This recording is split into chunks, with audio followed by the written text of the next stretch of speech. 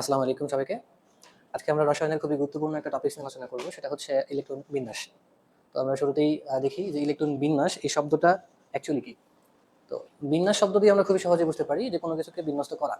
তো ইলেকট্রন বিন্যাস মানে পরমাণুর ভিতরে যে ইলেকট্রন থাকে, সেই পরমাণুর ভিতরে ইলেকট্রনটা কিভাবে সজ্জিত আছে বা কিভাবে বিন্যস্ত আছে, সেই বিষয়টাই হচ্ছে গিয়ে ইলেকট্রন বিন্যাস।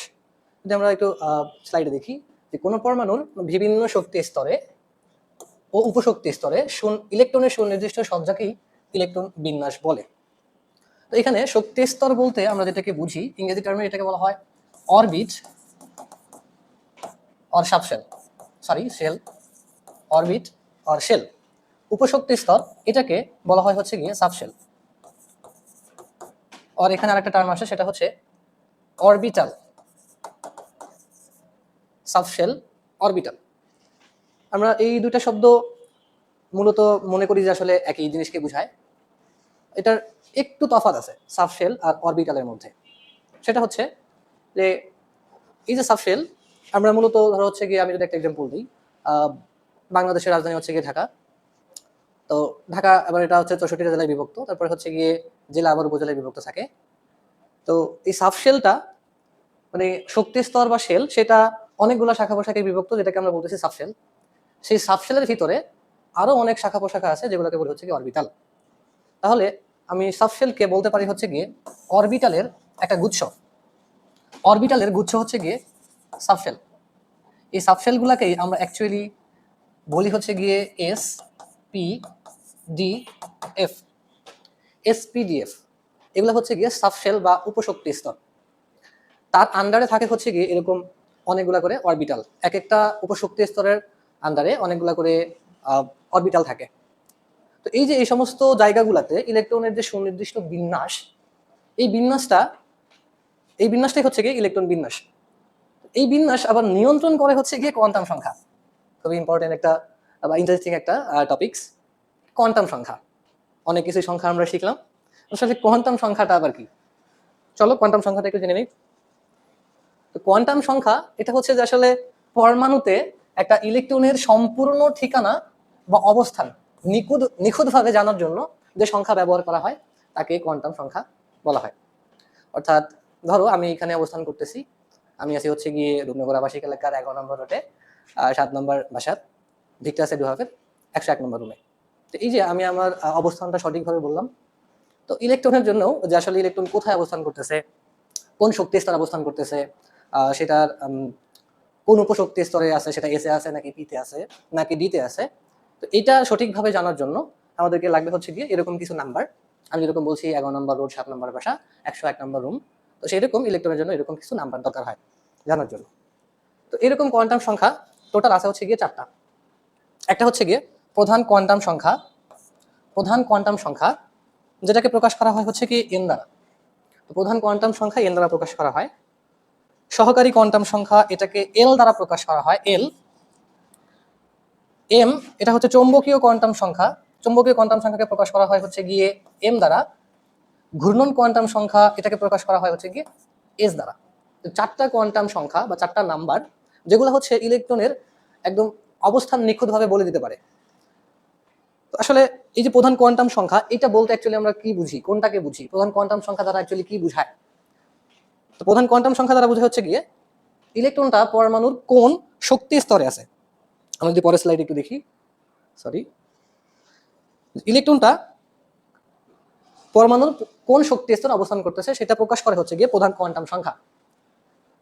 সহকারী কোয়ান্টাম সংখ্যা এটা হচ্ছে গিয়ে ইলেকট্রনটার কোন সাবশেলে অবস্থান করতেছে বা কোন উপশক্তি স্তরে অবস্থান করতেছে সেটাকে বোঝায়, উপশক্তি স্তরকে বোঝায়।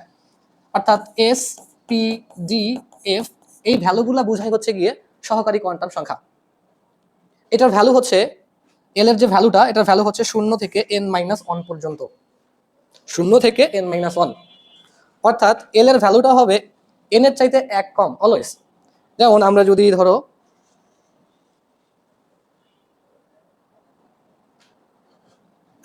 হচ্ছে গিয়ে এন এর ভ্যালু যদি 1 ধরি, তাহলে সহকারী কোয়ান্টাম সংখ্যা এল, এটার ভ্যালু শুরু হবে হচ্ছে 0 থেকে n-1। অর্থাৎ 0 থেকে যদি আমি বলি 0 থেকে n মাইনাস 1, এখানে n এর ভ্যালু হচ্ছে গিয়ে 1, that means 1 minus 1 is equal to 0। তো 0 থেকে 0, দ্যাট মিন্স 0। তো l ইজ ইকুয়াল টু 0। তো এই যে 0 যে ভ্যালুটা, এটাকে ইন্ডিকেট করা হয় হচ্ছে গিয়ে s উপশক্তি স্তর দ্বারা। এটাকে বলা হয় হচ্ছে গিয়ে s উপশক্তি স্তর। আবার ধরো হচ্ছে গিয়ে আমি যদি n ইজ ইকুয়াল টু 2 ধরি, n ইজ ইকুয়াল টু যদি 2 ধরি, তাহলে l এর ভ্যালু কি কি হতে পারে? তাহলে এখানে আমি যদি বলি 0 থেকে n মাইনাস 1, এখানে n এর ভ্যালু হচ্ছে গিয়ে 2, অর্থাৎ 2 মাইনাস 1, দ্যাট মিন্স হচ্ছে 1। তো 0 থেকে 1, n যখন 2 হচ্ছে, l তখন 0 থেকে 1, দ্যাট মিন্স 0 1। এই 0 কে বলা হচ্ছে গিয়ে s উপশক্তি স্তর বা s সাবশেল, সরি, এবং 1 এটাকে বলা হচ্ছে গিয়ে p উপশক্তি স্তর বা p সাবশেল। আবার n ইজ ইকুয়াল টু যদি 3 হয়, তাহলে l এর ভ্যালু হইতে পারে হচ্ছে 0 থেকে 3 মাইনাস 1, দ্যাট মিন্স 2। 0 থেকে 2, 0 1 2। 0 কে আগে আমরা বলে রাখছি, 0 কে বলা হয় s উপশক্তি স্তর, 1 কে বলা হয় p উপশক্তি স্তর, এবং 2 কে বলা হচ্ছে d উপশক্তি স্তর। আবার n ইজ ইকুয়াল টু যদি আমরা 4 বলি, তাহলে l ইজ ইকুয়াল টু হয় হচ্ছে 0 থেকে 4 মাইনাস 1, অর্থাৎ 3। 0 থেকে 3 পর্যন্ত, 0 1 2 3। 0 ইন্ডিকেট করতেছে হচ্ছে s উপশক্তি স্তরকে, 1 ইন্ডিকেট করতে হচ্ছে p উপশক্তি স্তরকে, 2 হচ্ছে গিয়ে d উপশক্তি স্তর, এবং 3 ইন্ডিকেট করা হচ্ছে গিয়ে f উপশক্তি স্তরকে। তাহলে এখানে আমরা 4টা কোয়ান্টাম নাম্বার কিভাবে আসতেছে, এখানে spdf উপশক্তি স্তরগুলা কিভাবে আসতেছে, এগুলো হচ্ছে প্রধান শক্তি স্তরের ভ্যালু থেকে বের করতে পারতেছি সহকারী কোয়ান্টাম সংখ্যা দিয়ে। তাহলে যখন দেখলাম যে n ইজ ইকুয়াল টু 0, অর্থাৎ প্রধান শক্তি স্তর যখন 1, তার আন্ডারে আছে হচ্ছে গিয়ে s উপশক্তি স্তর। প্রধান শক্তি স্তর যখন 1, তখন তার আন্ডারে আছে হচ্ছে গিয়ে s উপশক্তি স্তর, যেটাকে আমরা 1s বলে থাকি। যখন প্রধান শক্তি স্তর হচ্ছে গিয়ে 2, তখন l এর ভ্যালু আসতেছে হচ্ছে গিয়ে 0 1, এবং উপশক্তি স্তর ইন্ডিকেট করে হচ্ছে s এবং p, যেগুলোকে বলে থাকি হচ্ছে গিয়ে 2s এবং 2p, যেহেতু হচ্ছে গিয়ে 2 নম্বর শক্তি স্তরের আন্ডারে আসতেছে, তাই এগুলোকে আমি 2s 2p বলি। আবার যখন n ইজ ইকুয়াল টু 3 আসতেছে, তখন l এর ভ্যালু হচ্ছে গিয়ে 0 1 2, 0 দ্বারা s, p 1 দ্বারা p, এবং 2 দ্বারা d। যেহেতু এগুলো 3 এর আন্ডারে, তাহলে এগুলোর সামনে আমি জাস্ট খালি 3 দ্বারা ইন্ডিকেট করছি, যেটা হচ্ছে 3 নম্বর শক্তি স্তরের উপশক্তি স্তর এগুলা। অনুরূপভাবে 4 নম্বর শক্তি স্তরের জন্য হচ্ছে গিয়ে এটা 4s, এটা 4p, এটা 4d, এটা হচ্ছে গিয়ে 4f। এই হচ্ছে কোনো শক্তি স্তরে কি ধরনের বা কয়টা উপশক্তি স্তর থাকতে পারে তার ধারণা। এখান থেকে আমরা খুব সহজেই দেখতে পাচ্ছি যে 1 নম্বর শক্তি স্তরে একটাই মাত্র উপশক্তি স্তর, 2 নম্বর শক্তি স্তরে 2টা উপশক্তি স্তর, যা হচ্ছে 2s 2p, 3 নম্বর শক্তি স্তরে 3টা উপশক্তি স্তর, 3s 3p 3d, 4 নম্বর শক্তি স্তরে 4টা উপশক্তি স্তর, 4s 4p 4d 4f। তাহলে এগুলা মানে ট্রিক্স দিয়ে মনে রাখার আমার মনে হয় খুব দরকার হয় না, কারণ যে শক্তি স্তর নাম্বার, সেই যেমন 1 এর 1টা, 2 এর 2টা, 3 এর 3টা, 4 এর 4টা, এরকম করে উপশক্তি স্তর থাকতেছে। তো এখানে আমাদের কোনো ট্রিক্স দরকার হয় না। আচ্ছা আসি, তাহলে আমরা কোয়ান্টাম সংখ্যা থেকে দুইটা জিনিস ধারণা পাইলাম। একটা হচ্ছে যে ইলেকট্রন কয় নম্বর শক্তি স্তরে থাকতে পারবে, এবং সেই শক্তি স্তরের আন্ডারে কোন উপশক্তি স্তরে থাকতে পারবে, সেই ধারণাটা আমরা এখানে জানতে পারলাম। এরপরে আরো যে কোয়ান্টাম সংখ্যা ছিল, সেগুলোর আমরা অ্যাকচুয়ালি কি বুঝি। যেমন ধরো হচ্ছে এখানে 3 নম্বর যে কোয়ান্টাম নাম্বারটা ছিল, সেটা হচ্ছে কি চৌম্বকীয় কোয়ান্টাম নাম্বার। তো চৌম্বকীয় কোয়ান্টাম নাম্বার অ্যাকচুয়ালি বুঝাই হচ্ছে এই যে উপশক্তি স্তরের আন্ডারে যে অরবিটাল গুলা থাকে, অরবিটাল গুলা যেখানে অ্যাকচুয়ালি ইলেকট্রন তোমার 90 থেকে 95% ইলেকট্রন থাকে। আসলে মানে একটা অরবিটের সকল জায়গায় তো হচ্ছে কি ইলেকট্রন থাকে না। যেমন হচ্ছে কি ধরো আমরা এই রূপনগর আবাসিক এলাকার কথা যদি বলি, আমরা সব জায়গায় কিন্তু মানুষ বসবাস করি না। যেখানে সুযোগ সুবিধা বেশি আছে সেখানে কিন্তু মানুষ বসবাস করে। তো অনুরূপভাবে ইলেকট্রন গুলোও কিন্তু যেখানে তারা সুযোগ সুবিধা বেশি পাবে সেখানে থাকবে। তো যেই জায়গাগুলোতে ইলেকট্রন বেশি পাওয়া যায়, ইলেকট্রন মেঘ যেখানে বেশি, প্রায় 90 থেকে 95%, ওই জায়গাগুলোর নাম হচ্ছে অরবিটাল। তাহলে এই যে চৌম্বকীয় কোয়ান্টাম সংখ্যা, এটা এই উপশক্তি স্তরের আন্ডারে টোটাল কতগুলা অরবিটাল আছে বা উপশক্তি স্তরে আরো কতগুলা ভাগ আছে, এটাকে বোঝায়। চৌম্বকীয় কোয়ান্টাম সংখ্যা বোঝাচ্ছে হচ্ছে মোট অরবিটাল। মোট অরবিটাল, এটা হচ্ছে কি চৌম্বকীয় কোয়ান্টাম সংখ্যাটা বোঝাচ্ছে, মোট অরবিটাল। যেমন আমরা যদি একটু হিসাব করতে যাই,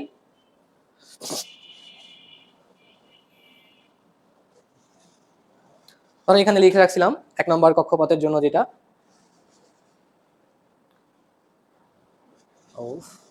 ভুলে গেছি, আসলে এম যে ভ্যালুটা, এম কি মিন করতেছে? মোট অরবিটাল। তো মোট অরবিটাল আমরা কিভাবে হিসাব করব? মোট অরবিটাল যে এম এর ভ্যালুটা সেটা হচ্ছে শূন্য, শূন্য সহ, এটা হচ্ছে শূন্য সহ, শূন্য সহ প্লাস মাইনাস এল, শূন্য সহ প্লাস মাইনাস এল। এম এর ভ্যালুটা হচ্ছে শূন্য সহ প্লাস মাইনাস এল। মানে আবার কি? এটা আবার কেমন সংখ্যা জিনিস আসলো? চলো আমরা একটু বুঝে নিই। তাহলে এম ইজ ইকুয়াল টু হচ্ছে শূন্য সহ প্লাস মাইনাস এল। তাহলে এটা দ্বারা বুঝি হচ্ছে, দেখো যে এল যখন শূন্য তখন এম ইজ ইকুয়াল টু কি হতে পারে? এম ইজ ইকুয়াল টু হচ্ছে প্লাস মাইনাস শূন্য। যদি আমরা একটা সংখ্যা রেখা কল্পনা করি, তো সংখ্যা রেখা কি ছিল? মিডল পয়েন্টে হচ্ছে গিয়ে শূন্য, ডান পাশে হচ্ছে গিয়ে সব ধনাত্মক সংখ্যা 1 2 3 4 এভাবে চলতেছে, এদিকে বাম পাশে হচ্ছে সব ঋণাত্মক সংখ্যা 2 3, -2 -3, তো এভাবে চলতেছে। তাহলে প্লাস মাইনাস শূন্য, শূন্য তো প্লাস মাইনাসের কোনো ইয়া নাই, তাহলে এটা অ্যাকচুয়ালি হচ্ছে গিয়ে শূন্য। আবার ধরো এল যখন শূন্য তখন এই ক্ষেত্রে হচ্ছে এম শূন্য প্লাস মাইনাস শূন্য, দ্যাট মিন শূন্য। এল যখন অন হচ্ছে তখন এম হচ্ছে প্লাস মাইনাস ওয়ান। তাহলে প্লাস মাইনাস ওয়ান, এখানে কথাটা বলা হয়েছিল শূন্য সহ প্লাস মাইনাস এল। তার মানে এই যে ভ্যালুটা প্লাস মাইনাস ওয়ানের যে ভ্যালুটা, এটা বোঝাচ্ছে যে আসলে মাইনাস ওয়ান থেকে শুরু করে প্লাস ওয়ান পর্যন্ত শূন্য সহ, মাইনাস ওয়ান শূন্য ওয়ান। তাহলে এখানে হচ্ছে কি আমরা তিনটা অরবিটাল পাচ্ছি। এম দ্বারা তো আমরা অরবিটালকে, মোট অরবিটালকে বুঝতাম। তাহলে এখানে এম এর ভ্যালু যখন প্লাস মাইনাস ওয়ান, এটা দ্বারা বোঝাচ্ছে এখানে টোটাল তিনটা অরবিটাল আছে। আবার এই ক্ষেত্রে যদি আসি তাহলে যে n ইজ ইকুয়াল টু 3, তাহলে l ইজ ইকুয়াল টু 0 1 2, তাহলে m ইজ ইকুয়াল টু হচ্ছে এখানে প্লাস মাইনাস 0, দ্যাট মিন 0। এখানে আসবে m is equal to plus minus 1, plus minus 1 মানে হচ্ছে গিয়ে মাইনাস 1 0 1। এখানে আসবে হচ্ছে গিয়ে m is equal to plus minus 2, plus minus 2 মানে হচ্ছে গিয়ে মাইনাস 2। দেখো এখানে যে মাইনাস 2 থেকে শুরু করে 2 পর্যন্ত, তাহলে মাইনাস 2 -1 0 1 2। তাহলে এখানে যখন প্লাস মাইনাস 2 হচ্ছে, টোটাল 5টা অরবিটালকে আমরা পাচ্ছি। আবার যখন এখানে 4 এর ক্ষেত্রে যাব, তখন এখানে সেম ভাবে m ইজ ইকুয়াল টু হচ্ছে, যেহেতু l ইজ ইকুয়াল টু 0, তাহলে m is equal to 0, l is equal to 1, তাহলে m is equal to plus minus 1, আর প্লাস মাইনাস 1 মানে হচ্ছে গিয়ে মাইনাস 1 0 1, অর্থাৎ এখানে তিনটা অরবিটাল আছে। তারপরে l যখন 2, তখন m ইজ ইকুয়াল টু হচ্ছে গিয়ে প্লাস মাইনাস 2, প্লাস মাইনাস 2 মানে হচ্ছে গিয়ে এখানে -2 -1 0 1 2, অর্থাৎ এখানে 5টা অরবিটাল। আর l যখন 3, তখন m ইজ ইকুয়াল টু হচ্ছে গিয়ে প্লাস মাইনাস 3, আর প্লাস মাইনাস 3 বলতে বোঝাচ্ছে -3 থেকে শুরু করে +3 পর্যন্ত। তাহলে এখানে যদি আমরা শুরু করি -3 আছে, -2 -1 0 1 2 3, টোটাল 1 2 3 4 5 6 7, টোটাল 7টা অরবিটাল। তাহলে l ইজ ইকুয়াল টু যখন 3 হচ্ছে, 3 দ্বারা বুঝি হচ্ছে গিয়ে আমরা f অরবিটাল। তাহলে f অরবিটালে টোটাল, সরি f সাবশেলের টোটাল অরবিটাল আছে হচ্ছে গিয়ে 7টা। f সাবশেলের টোটাল অরবিটাল আছে হচ্ছে 7টা।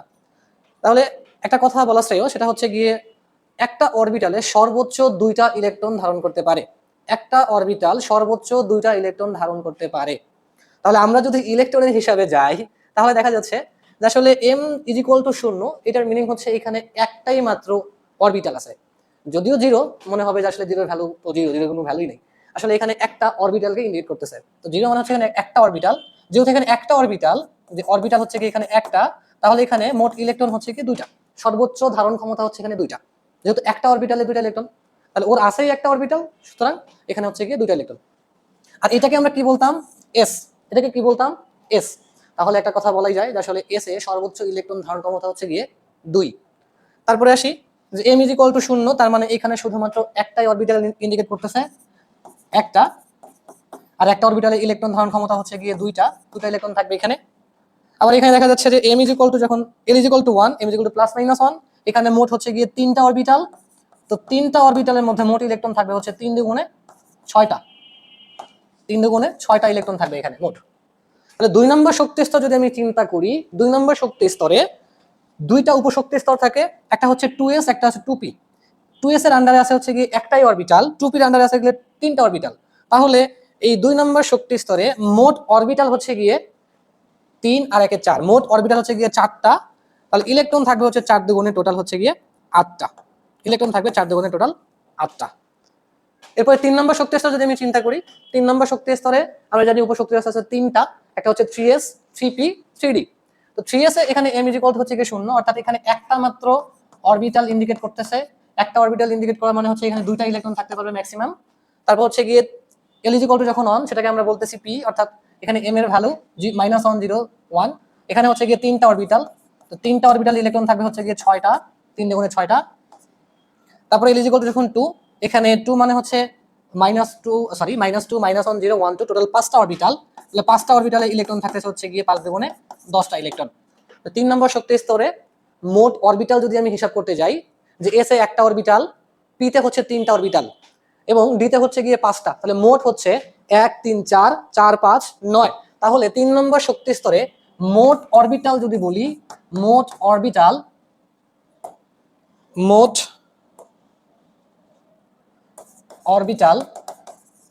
হচ্ছে 9টা। তাহলে 9টা অরবিটালে ইলেকট্রন থাকবে হচ্ছে 9 দুগুণে 18টা। এরপরে 4 নম্বর শক্তি স্তর যদি আমি বলি, 4 নম্বর শক্তি স্তর ইলেকট্রন যে এম 4 এর যদি বলি, এম ইজ ইকুয়াল টু এখানে একটা অরবিটাল, তো একটা অরবিটালে ইলেকট্রন থাকে হচ্ছে গিয়ে সর্বোচ্চ 2টা। এখানে দেখা যাচ্ছে 3টা অরবিটাল, 3টা অরবিটালে মোট ইলেকট্রন থাকবে হচ্ছে 6টা। এখানে আছে 5টা অরবিটালে মোট ইলেকট্রন থাকবে 5 দুগুণে 10টা। এবং এখানে আছে হচ্ছে গিয়ে 7টা অরবিটাল, 7টা অরবিটালে মোট ইলেকট্রন থাকবে 7 দুগুণে 14টা,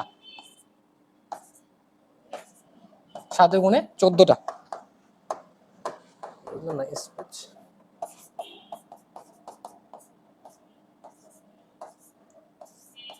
7 গুণে 14টা। তাহলে এখানে যদি আমি হিসাব করি যে মোট অরবিটাল কতগুলো 4 নম্বর শক্তি স্তরে, 4 নম্বর শক্তি স্তরে মোট অরবিটাল হচ্ছে এস 4s একটা, 4p তে আছে হচ্ছে গিয়ে 3টা, 4d তে আছে 5টা এবং 4f এ আছে হচ্ছে 7টা। টোটাল হচ্ছে 1 3 4 4 5 9 9 7 হচ্ছে গিয়ে সরি 1 1 3 4 4 5 হচ্ছে গিয়ে 9 9 আর 7 হচ্ছে গিয়ে 16। টোটাল হলো গিয়ে 16টা অরবিটাল। 16টা অরবিটালে মোট ইলেকট্রন থাকবে হচ্ছে গিয়ে 16 দুগুণে 32টা। এই হচ্ছে গিয়ে কোনো একটা শক্তি স্তরে মোট কতগুলা অরবিটাল থাকে এবং সেই অরবিটালগুলোতে কতগুলা করে ইলেকট্রন থাকতে পারে তার একটা ছোট্ট হিসাব। এই হিসাবগুলো আমরা এতক্ষণ যাবত যা করলাম, এটাকে আমরা খুব সহজেই সূত্র দিয়েও করতে পারতাম, বাট আমরা আগে বেসিকটা বুঝলাম যে আসলে কিভাবে আসছে। তো সূত্রগুলো কি হবে আমি একটু যদি বলি, দেখো প্রত্যেকটা শক্তি স্তর যদি বলি, শক্তি স্তরে মোট অরবিটাল থাকবে n স্কয়ার সংখ্যক অরবিটাল থাকে, n স্কয়ার সংখ্যক অরবিটাল থাকে প্রত্যেকটা শক্তি স্তরে। n স্কয়ার সংখ্যক প্রত্যেকটা শক্তি স্তরে উপশক্তি স্তর কিন্তু না, এটা শক্তি স্তরে অরবিটাল থাকে হচ্ছে n স্কয়ার সংখ্যক। আমি যদি বলতাম যে আসলে তাহলে শক্তি স্তরে মোট ইলেকট্রন ধারণ ক্ষমতাটা কত, তাহলে আমরা জানি যে অরবিটালে সর্বোচ্চ ইলেকট্রন থাকে 2টা। তাহলে এখানে আমি টোটাল অরবিটালকে যদি 2 দ্বারা গুণন করি, অর্থাৎ 2n স্কয়ার, এটা বোঝায় হচ্ছে গিয়ে মোট ইলেকট্রন ধারণ ক্ষমতা।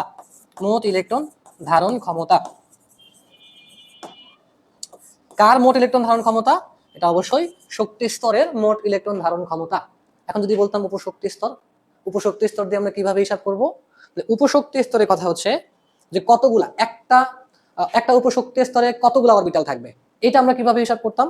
সেটা হচ্ছে যে 2l + 1 দিয়ে 2l + 1 একটা উপশক্তি স্তরে মোট অরবিটাল থাকে হচ্ছে 2l + 1 সংখ্যক অরবিটাল থাকে। আবারও সেম কথা যদি বলতাম যে তাহলে উপশক্তি স্তরে মোট ইলেকট্রন ধারণ ক্ষমতা কত হবে, তখন সূত্রটা হইতো যে একটা অরবিটালে যেহেতু আমার 2টা, তার মানে এত সংখ্যক অরবিটালে ইলেকট্রন থাকবে হচ্ছে জাস্ট 2 × 2l + 1, এতগুলা ইলেকট্রন সর্বোচ্চ। এই হচ্ছে এখানে 2টা সূত্র ধারণা। তাহলে আমরা যদি এই সবগুলাকে একটা সারাংশে নিয়ে আসি, এত বোর্ডে হিজিবিজি লেখার মধ্যেও যদি আমরা একটা সারাংশ নিয়ে আসি, তাহলে যেটা দাঁড়ায় এল এর ভ্যালু যখন 0 হচ্ছে তখন সেটা হচ্ছে এস, 1 হলে সেটা হচ্ছে গিয়ে পি, 2 হলে সেটা ডি, 3 হলে সেটা এফ। তাহলে এল ইজ ইকুয়াল টু হচ্ছে 0 1 2 3 এই ভ্যালুগুলোর জন্য যে উপস্তরগুলো হয় সেটা হচ্ছে গিয়ে 0 এর জন্য এস, 1 এর জন্য পি, 2 এর জন্য ডি, 3 এর জন্য এফ। তাহলে এস এর আন্ডারে কতগুলা করে এখানে এস এ কতগুলা ইলেকট্রন থাকতে পারবে সর্বোচ্চ? ওই যে সূত্র হচ্ছে 2 × 2l + 1, এটা দিয়ে আমরা হিসাব করে বের করতে পারি হচ্ছে 2 × l এর ভ্যালু যেহেতু এখানে 0, তার মানে এটা আমি 0 বসাইলাম +1, এটা দিয়ে করলে আসে হলো গিয়ে সর্বোচ্চ 2।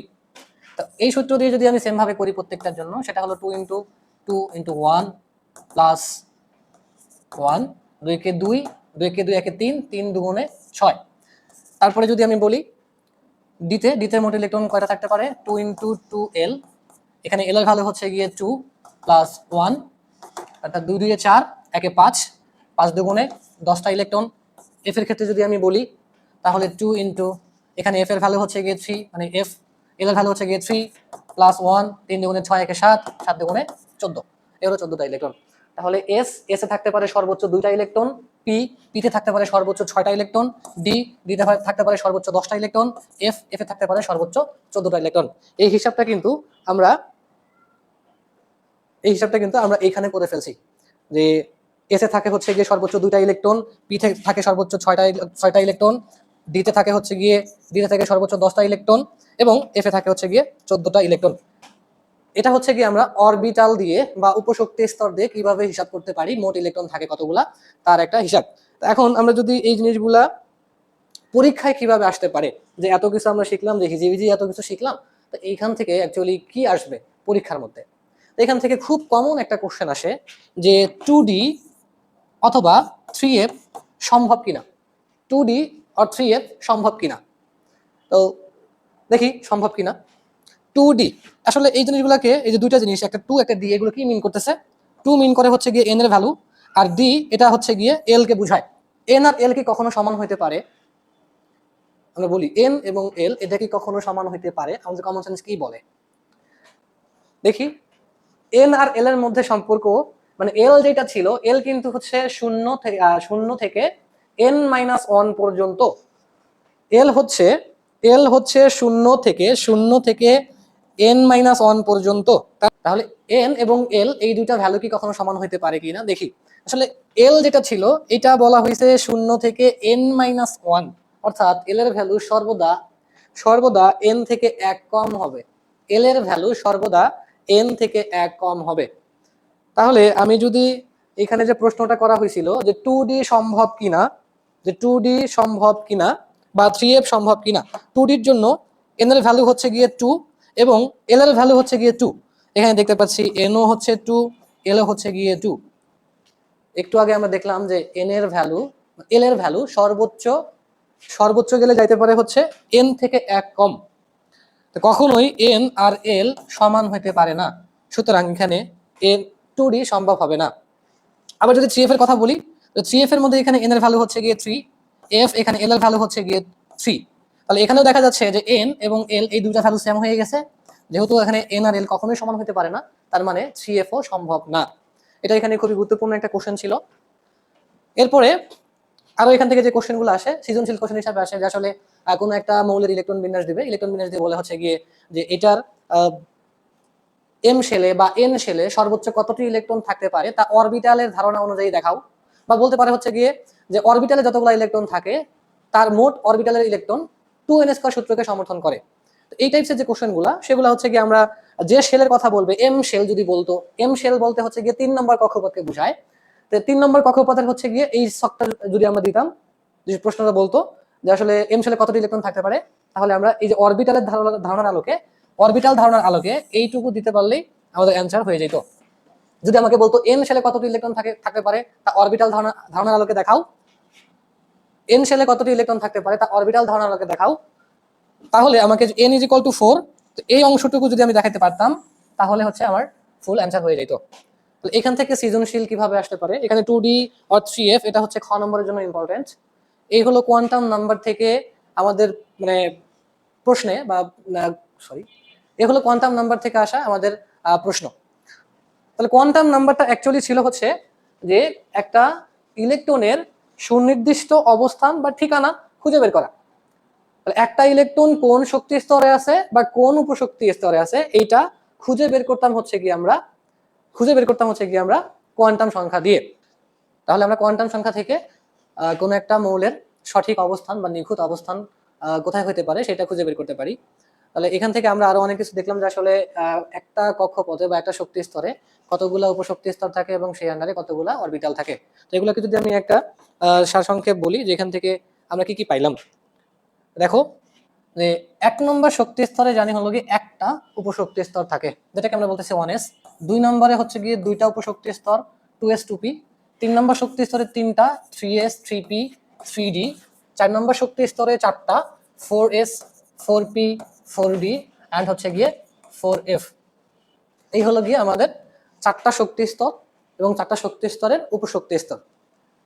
মূলত আমরা যে 9 10-এ 30টা মৌল পড়ি, এই 30টা মৌলের জন্য 4s বা 4 উপশক্তি স্তর পর্যন্ত হলেই যথেষ্ট হয়, এই জন্য আমরা দেখাচ্ছি না। কোয়ান্টাম নাম্বার আলোকে আমরা এই সমস্ত যে কক্ষপথের আলোকে কতগুলো করে অরবিটাল থাকে তার একটা ধারণা পাইলাম। এখন এই কক্ষপথগুলা বা উপশক্তি স্তরগুলোর মধ্যে ইলেকট্রনগুলো যে সুবিন্যস্ত থাকবে, অর্থাৎ আমি এখানে কাকে কয়টা করে ইলেকট্রন দিব এটা তো আমরা দেখতে পাইলাম কোয়ান্টাম নাম্বার থেকেই, কিন্তু কথা হচ্ছে যে ইলেকট্রন আমরা কাকে আগে দিব, কাকে আগে দিব, বিন্যস্ত যে করব কোন নীতিতে বিন্যস্ত করব। ধরো আমি বললাম যে স্কুল ছুটি হয়েছে এখন ক্লাসে ঢুকো, তো কোন ক্লাসের জন্য কোন ক্লাস হবে, আমার ভিক্টাসের 101 নম্বর রুম আছে, 102 নম্বর রুম আছে, 103 নম্বর রুম আছে, তো প্রত্যেক রুমেই তো স্টুডেন্ট বসবে। এখন আসলে কোন ক্লাসটা কার জন্য, কোনটা 6 এর জন্য, কোনটা 7 এর জন্য, কোনটা 8 এর জন্য বা 9 এর জন্য, 10 এর জন্য, এটা যদি আমি না বলে দেই, যদি বলি যে আসলে ঢুকো ক্লাসে ঢুকো, তাহলে কিন্তু এখানে হযবরল হয়ে যাবে, যার ইচ্ছা মতো যে কোনো ক্লাসে বসে পড়বে। তাহলে এখন ইলেকট্রন দিয়ে যদি আমি বলি যে ইচ্ছা মতো ঢুকো, তাহলে কোথায় আগে যাবে কোথায় পরে যাবে, যার ইচ্ছা সেখানে বসে যেতে পারে, তাহলে হযবরল হবে। তো এই জন্য আমরা একটা কিন্তু নীতি করে দিই, যেমন এখানে বলি আসলে 101 নম্বর রুমটা হচ্ছে ধরো 9 এর জন্য বা 10 এর জন্য, 102 নম্বর রুমটা হচ্ছে গিয়ে ধরো হচ্ছে গিয়ে 9 ছেলেদের জন্য। তো এরকম ভাবে যেরকম আমরা বলি, তো এখানে হচ্ছে গিয়ে যে আসলে এই যে 1s 2s 2p 3s 3p 3d এগুলাকেও এরকম সুন্দর করে একটা নিয়ম দেওয়া হয়। এখানে টোটাল 3টা নিয়মের আলোকে আমরা ইলেকট্রন গুলাকে সাজাই। সেই 3টা নিয়ম হচ্ছে ইলেকট্রন বিন্যাসের 3টা নিয়ম হচ্ছে, একটা হচ্ছে আউবাউ নীতি। আউবাউ নীতি এটাকে আমরা আর একটা বলতে পারি building jump, building jump, building jump নীতি। অর্থাৎ এই শক্তি এটা বলতেছে, আউবাউ নীতি বলতেছে যে আসলে সর্বনিম্ন শক্তির যে অরবিটালটা আছে, সর্বনিম্ন শক্তির যে অরবিটাল এইটা আগে পূরণ করবে, এরপরে উচ্চতর শক্তির যে অরবিটালগুলো আছে সেইখানে ইলেকট্রন যাবে। তাহলে কি বললো যে আসলে সর্বনিম্ন শক্তির যে অরবিটাল সেইখানে আগে ইলেকট্রন যাবে, তারপরে হচ্ছে উচ্চতর শক্তি স্তরে ইলেকট্রনগুলো প্রবেশ করবে। এখন কথা হচ্ছে যে আমরা শক্তি কেমনে বুঝবো, কোন একটা অরবিটালের শক্তি মাত্রা কি? তো এইটা শক্তি মাত্রাটা আসা হচ্ছে ওনার কথা অনুযায়ী শক্তি মাত্রাটা হচ্ছে n প্লাস এল এর ভ্যালু। n প্লাস এল এর ভ্যালুটাই হচ্ছে গিয়ে একটা অরবিটালের শক্তি মাত্রা নির্দেশ করতেছে। তাহলে আমরা যদি বলি ধরো হচ্ছে 1s এর কথাই যদি আমি বলি যে 1s এবং 2s এই দুটার মধ্যে আগে ইলেকট্রন যাবে কোথায়, এই দুটার মধ্যে, তাহলে আমাদের এই শক্তি মাত্রা অনুযায়ী দেখতে হবে। যেমন ধরো হচ্ছে এখানে 1s এর কথা বললে এখানে n এর ভ্যালু হচ্ছে গিয়ে 1 এবং s আমরা আগে জানি s হচ্ছে l এর ভ্যালু হচ্ছে গিয়ে 0, তাহলে এখানে n প্লাস l এর ভ্যালু যেটা আসবে সেটা হচ্ছে 1 প্লাস 0 1। 2s এর ক্ষেত্রে যদি বলি n এর ভ্যালু হচ্ছে গিয়ে 2 এবং s দ্যাট মিন্স l এর ভ্যালু হচ্ছে গিয়ে 0, এটার রেজাল্ট হচ্ছে 2। তাহলে 1s এর শক্তি মাত্রা 1, 2s এর শক্তি মাত্রা 2, তাহলে বোঝাই যাচ্ছে এখানে 2s এর শক্তি বেশি, 1s এর শক্তি কম।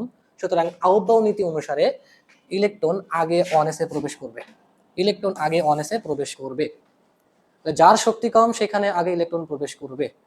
ভালো কথা, বুঝলাম। তাহলে এখন যদি এইরকম না হয়ে এই যে 1s 2s দিয়ে বুঝলাম, ভালো কথা, ধরো 2p আর 3s এই দুটোর মধ্যে ইলেকট্রন এইখানে কোনটাতে আগে ইলেকট্রন যাবে? ওকে, আমরা আউবাউ নীতি অনুযায়ী যদি বলি যে n প্লাস l, যে এখানে n এর ভ্যালু হচ্ছে গিয়ে 2, p এখানে l এর ভ্যালু হচ্ছে গিয়ে 1, যোগ করলে হচ্ছে গিয়ে 3 আসতেছে। আবার 3s এর কথা যদি বলি, 3 তে n এর ভ্যালু হচ্ছে গিয়ে 3, s এর ভ্যালু হচ্ছে গিয়ে 0, যোগ করলে এখানেও 3 আসতেছে। তাহলে এখানে তো শক্তি মাত্রা সেম হয়ে গেল। শক্তি মাত্রা সেম হলে সেই ক্ষেত্রে আমি কোথায় আগে ইলেকট্রন দিব?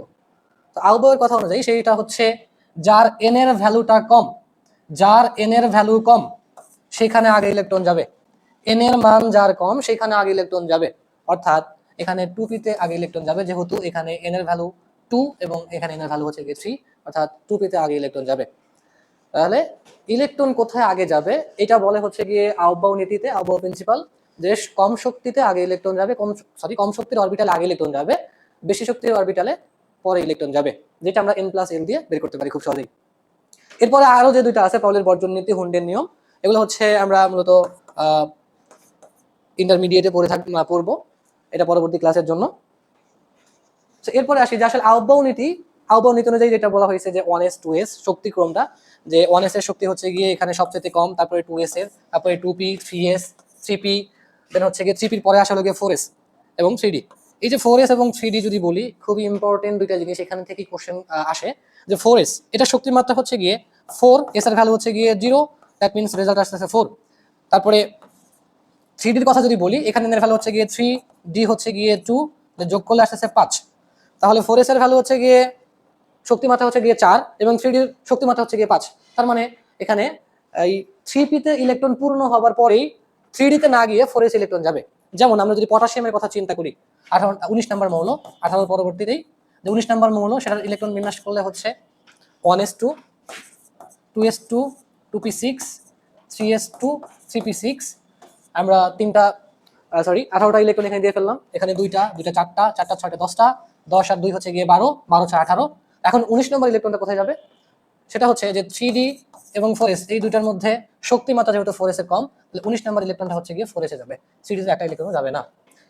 এইখানে এইটা নিয়ে অনেক কোশ্চেন হচ্ছে, অনেকবার কোশ্চেন আসছে যে আসলে পটাশিয়ামের 19তম ইলেকট্রনটি 3d-তে না গিয়ে 4s এ যায় কেন? কারণ কি? কারণ হচ্ছে গিয়ে শক্তিমাত্রা। এরপরে হচ্ছে গিয়ে 4p। এটা ওকে, শক্তির মাত্রাগুলো হচ্ছে গিয়ে এরকম ভাবে আগাতে থাকবে। এখানে দেওয়া আছে যে শক্তির ক্রম সুন্দর করে সাজিয়ে দেওয়া আছে। আমাদের হচ্ছে গিয়ে এত পর্যন্ত লাগে না, যেহেতু আমরা 9-10-এ হচ্ছে 30টা মৌল মুখস্থ করি, এই জন্য এইগুলার আর দরকার হয় না, কষ্ট করে এতগুলো মুখস্থ রাখার দরকারও হয় না। তাহলে আহ্বায়ক নীতির আলোকে যখন আমরা ইলেকট্রন বিন্যাস করতে যাচ্ছি, ধরো আমরা ইলেকট্রন বিন্যাস যদি শুরু করি এরকম ভাবে, ইলেকট্রন বিন্যাস ধরো আমি করতেছি ক্যালসিয়ামের ইলেকট্রন বিন্যাস, ক্যালসিয়াম 20 নাম্বার এলিমেন্ট। তো এটা হচ্ছে গিয়ে 1s2, 2s2, 2p6, 3s2, 3p6, 3d এবং 4s এর ক্ষেত্রে যদি যাই, এখন বলতে পারেন যে আসলে স্যার এইভাবে ইলেকট্রন বিন্যাস করতেছেন এত তাড়াতাড়ি কেমনে? আমরা কিন্তু আগেই আসলে এসে কয়টা ইলেকট্রন থাকতে পারে সর্বোচ্চ, পিতে সর্বোচ্চ কয়টা ইলেকট্রন, ডিতে কয়টা ইলেকট্রন, এটা কিন্তু কোয়ান্টাম নাম্বার দিয়ে জেনে আসছি। তাহলে এখানে 1s, 2s, 2p, অর্থাৎ এসে দুটো ইলেকট্রন, এসেও এখানে এস দুটো ইলেকট্রন, পিতে সর্বোচ্চ 6টা ইলেকট্রন, এভাবে দিয়ে আগাইতে থাকবো। তো দেখা যাচ্ছে যে 3p পর্যন্ত আমি 18টা ইলেকট্রন দিয়ে ফেলছি, এখন আরো আছে বাকি দুটো ইলেকট্রন, এই দুটো ইলেকট্রন 3d-তে না গিয়ে 4s এ যাচ্ছে, কারণ এসে হচ্ছে কি সর্বোচ্চ দুটো থাকতে পারে, তাই আমি ওখানে দুটো দিলাম। তো এরপরে যদি স্ক্যান্ডিয়ামের করি, 21 নাম্বার স্ক্যান্ডিয়াম, এটা হচ্ছে গিয়ে 1s2, 2s2, 2p6, 3s2, 3p6। এরপরে ইলেকট্রন যাবে হচ্ছে গিয়ে আমার 4s এ, 4s এ যাবে হচ্ছে গিয়ে দুইটা, অর্থাৎ 20টা ইলেকট্রন কভার হলো, বাকি যে একটা ইলেকট্রন 21তম ইলেকট্রন, সেই 21তম ইলেকট্রন চলে আসতেছে হচ্ছে গিয়ে 3d-তে। তো এইভাবে করতে গিয়ে যখন আমরা ক্রোমিয়ামে যাব, 24 নম্বর ইলেকট্রনে, chromium 24 number electron, 1s2, 2s2, 2p6, 3s2, 3p6, 3d এবং হচ্ছে গিয়ে 4s। অলরেডি 3p6 পর্যন্ত আমার 18টা ইলেকট্রন কভার হয়ে গেছে, 18টা ইলেকট্রন এখানে কভার। বাকি থাকে হচ্ছে গিয়ে আরো 6টা ইলেকট্রন, 6টা ইলেকট্রন আহ্বায়ক নীতি অনুসারে এখানে 2টা দেওয়ার কথা এবং এখানে 4টা দেওয়ার কথা। 3d-তে 4s 18 নম্বর ইলেকট্রন এখানে শেষ হয়ে গেছে, 19 নম্বর ইলেকট্রন হচ্ছে গিয়ে 4s এ যাবে, 20 নম্বরও 4s এ, এবং বাকি 4টা হলো গিয়ে 3d-তে। এটা হচ্ছে গিয়ে আহ্বায়ক নীতি। কিন্তু এখানে একটু ব্যতিক্রম ঘটবে। এখন কথা হলো ব্যতিক্রমটা কেন ঘটবে বা ব্যতিক্রম কি জন্য ঘটতেছে এখানে। আসলে আমি জানি আসলে পৃথিবীর প্রত্যেকটা পদার্থ, আমিও একটা পদার্থ, অপদার্থ না, তাহলে প্রত্যেকটা পদার্থ চাই হচ্ছে গিয়ে স্ট্যাবিলিটি অর্জন করতে, স্ট্যাবল হইতে চায়।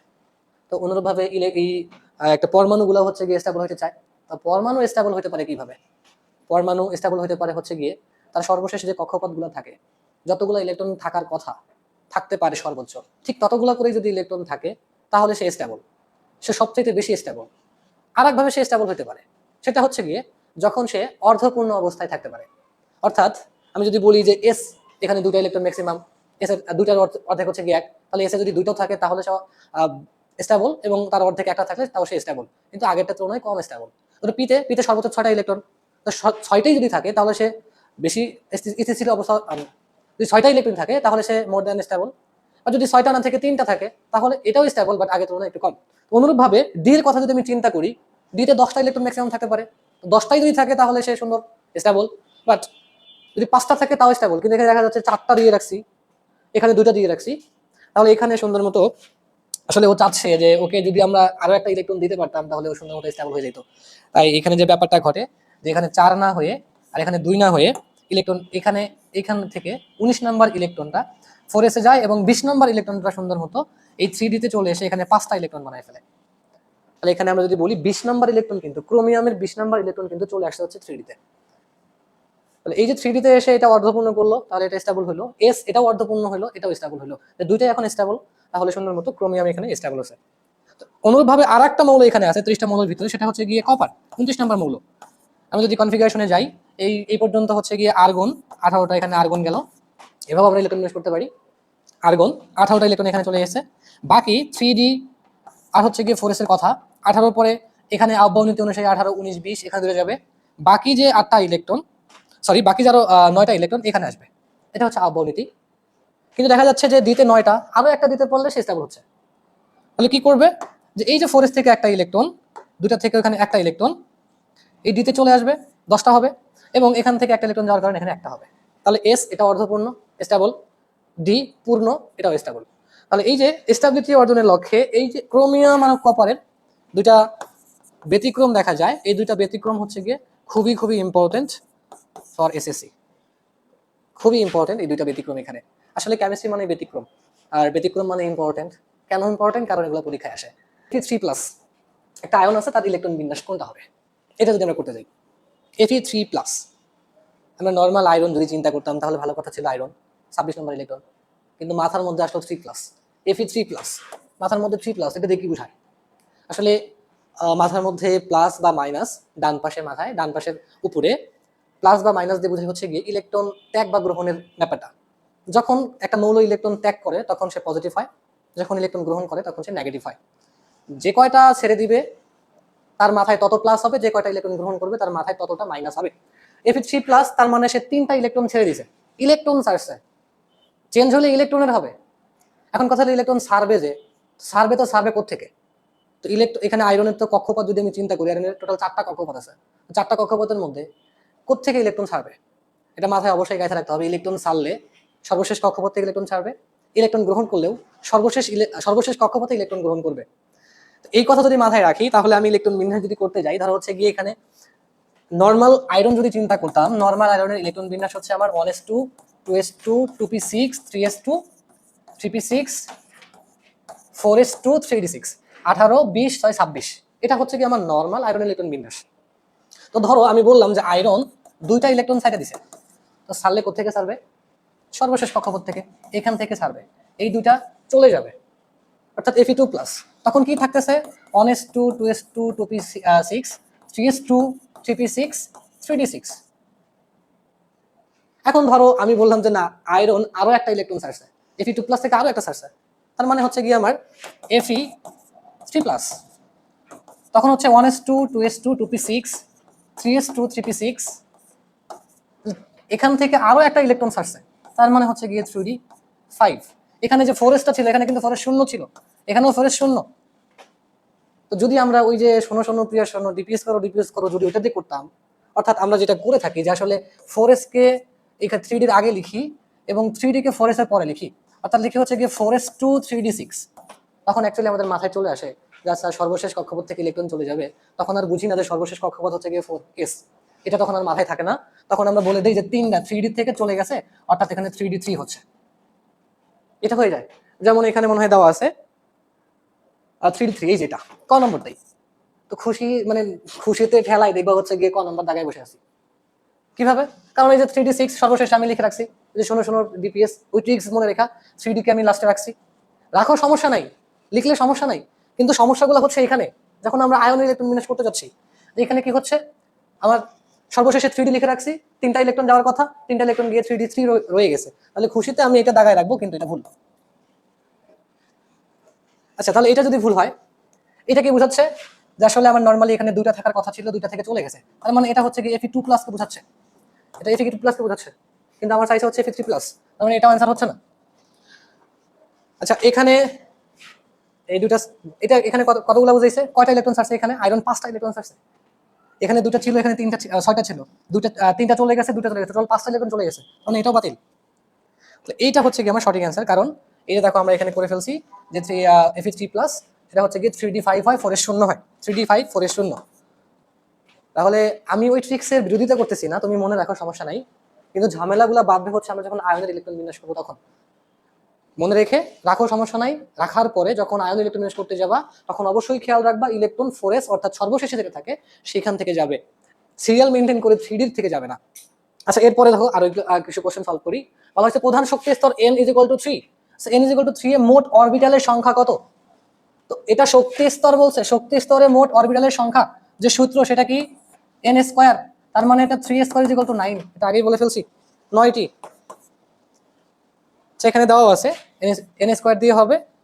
এবং এটা যদি আমি বলতাম যে আসলে শক্তি স্তর n = 3, অরবিটাল কত, আমরা কিভাবে বের করতে পারতাম যে n = 3, তাহলে l হচ্ছে গিয়ে 0 1 2, শূন্যর জন্য এখানে একটা অরবিটাল, 1 এর জন্য এখানে 3টা অরবিটাল, এটার জন্য এখানে হচ্ছে গিয়ে 5টা অরবিটাল। কারণ s কে শূন্যকে আমরা s বলি, 1 কে আমরা p বলি এবং 2 কে আমরা d বলি। s এ একটা অরবিটাল, p তে মোট 3টা অরবিটাল, d তে মোট 5টা অরবিটাল, তাহলে ইন টোটাল যদি যোগ করি 9টা হয়। তাহলে আমরা দুই ভাবেই কিন্তু করতে পারতেছি। চলো তারপর এটাতে যাই। নিচের কোনটির ইলেকট্রন বিন্যাস সাধারণ নিয়মের ব্যতিক্রম? আমরা একটু আগে পড়ে আসলাম, খুবই ইম্পর্টেন্ট দুটা জিনিস, যে ক্রোমিয়াম ক্রোমিয়াম আর কপার এই দুটা আউটবাউ নীতির ব্যতিক্রম। ক্রোমিয়াম এবং কপার, ক্রোমিয়াম এবং কপার মানে আমাদের 30টা যে মৌল মুক্ত করার কথা বলছি, সেখানকার মধ্যে ক্রোমিয়াম এবং কপার হচ্ছে গিয়ে ব্যতিক্রম। ক্রোমিয়াম এবং কপার। তাহলে এখানে অপশনে কি কি আছে? আয়রন, এটা বাতিল। ম্যাঙ্গানিজ, এটা হবে না। স্ক্যান্ডিয়াম 21 নম্বর মৌল হবে না। এই কপার 29 নম্বর মৌল, এটা হচ্ছে গিয়ে সঠিক। তারপরে আসি, Mn2+ আয়নে m শেলে কতটি ইলেকট্রন থাকে? m শেলে কতটি ইলেকট্রন থাকে?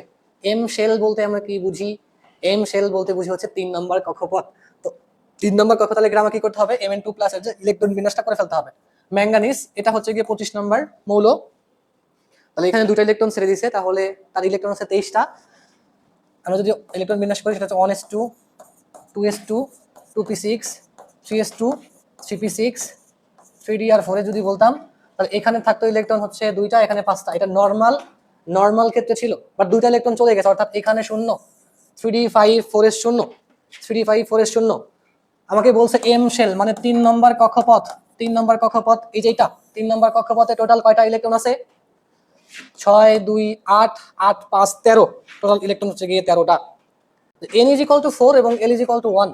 l = 1 হলে যেন কোন উপশক্তি স্তরটাকে নির্দেশ করে, একটু আবার রিকল করি। l = 0 হইলে s, 1 হইলে p, 2 হইলে d এবং 3 হইলে f। তাহলে l = 1, দ্যাট মিন্স এটা হচ্ছে গিয়ে p, এটা হচ্ছে গিয়ে 4, দ্যাট মিন্স টোটালটা হচ্ছে 4p। 4p হচ্ছে গিয়ে ঘ নাম্বার। তারপরে আসি পরের প্রশ্ন 7 নম্বর, যে কপার এর 20তম ইলেকট্রনটি কোন অরবিটালে প্রবেশ করছে? কপারের 20তম ইলেকট্রন, তাহলে এখন কপার ইলেকট্রন বিন্যাস করতে হবে। তো কপার হচ্ছে 29 নম্বর মৌল, এই যে আমি বলতে পারতেছি কপার 29 নম্বর মৌল। তো এইভাবে দ্রুত করার জন্য অবশ্যই 30টা মৌল রিভিশন দেওয়ার, কেউ যদি জিজ্ঞেস করে 30টা মৌল বলতে পারবা কিনা, এটার উত্তর যেন বলতে হয় না যে আসলে রিভিশন দিয়ে বলতে হবে। এটা কখনোই করবা না, রিভিশন ছাড়া বলতে হবে, একদম ঠোঁটের আগায় এসে যেন থাকে 30টা মৌল। তাহলে এখানে কপার 29 নম্বর মৌল, এটা যদি আমি করি তাহলে 1s2 2s2 2p6 3s2 3p6 3d কত হবে? এটাও কিন্তু ছিল হচ্ছে গিয়ে ব্যতিক্রম ধর্মী যে নিয়মটা ছিল। 3d হচ্ছে গিয়ে, আচ্ছা একটু পরেই বলি তাহলে। 4s, এই পর্যন্ত 18টা ইলেকট্রন, পরবর্তী 19 নম্বর ইলেকট্রন যাচ্ছে হচ্ছে গিয়ে 4s এ, এবং 20 নম্বর ইলেকট্রন 3d তে গিয়ে হচ্ছে গিয়ে 3d10 বানায়। তাহলে 20তম ইলেকট্রন যেটা, 20তম ইলেকট্রন আমাকে 20তমটা বের করতে বলছে। 20তম ইলেকট্রন যাচ্ছে হচ্ছে গিয়ে 3d তে, 20তম ইলেকট্রন যায় হচ্ছে গিয়ে 3d তে, 20তম ইলেকট্রন 3d তে। এই ছিল হচ্ছে গিয়ে আমরা যে টপিক আলোচনা করলাম, ইলেকট্রন বিন্যাস, কোয়ান্টাম নাম্বার, ইলেকট্রন বিন্যাস এবং হচ্ছে গিয়ে কোয়ান্টাম নাম্বার। তো এই আলোকে যত সৃজনশীল প্রশ্ন, যে টাইপসের কোশ্চেন হয় এবং এমসিকিউ যত ধরনের কোশ্চেন হতে পারে, 7টা যদি দিয়েছি, তো এই 7টা টপিক যদি আমরা বুঝতে পারি যে আসলে কোত্থেকে কি হচ্ছে, তাহলে আশা করা যায় যে ইলেকট্রন বিন্যাস টপিকসটা খুব ভালোভাবে আমরা পরীক্ষা দিতে পারবো। পরীক্ষায় কোনো ভুল হবে না, কোনো আয়নের ইলেকট্রন বিন্যাসে ভুল হবে না।